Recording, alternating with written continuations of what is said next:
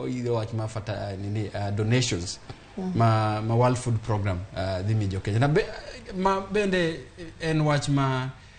very painful sana ni pod Kenya ka pod imi ji donations ma chiemo ngeni magi gik ma ineno magi gik ma wango e jopiny be nikech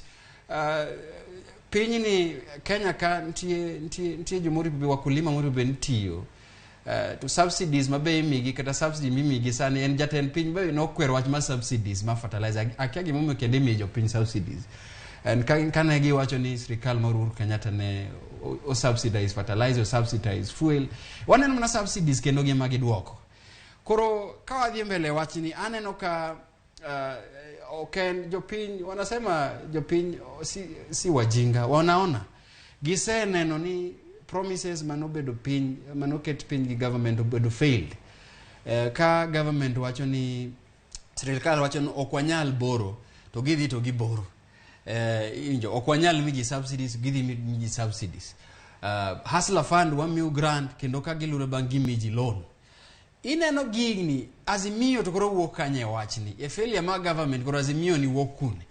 mar wuondo jopiny kaka jatelo Dina wacho ka ni gini azimiyo enana joma dwa confused gin joma go koko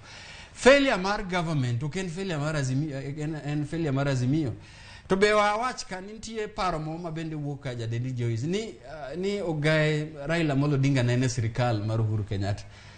onge official records ni Jakom was in government mar Uhuru Kenyatta official records mantin Jakom was in a grand coalition government 2008 to 2013 mano kene egim official moko gi are not official kenen paro mar jomoko ni Raila nene government he was not in government mano mabe kendo wawe confused jo wach ndi adier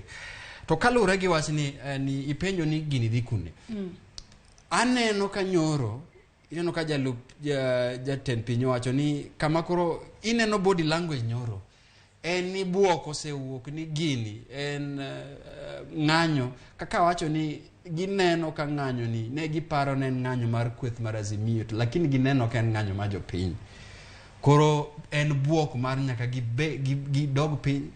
ma gilos gi kweth mar azimiyo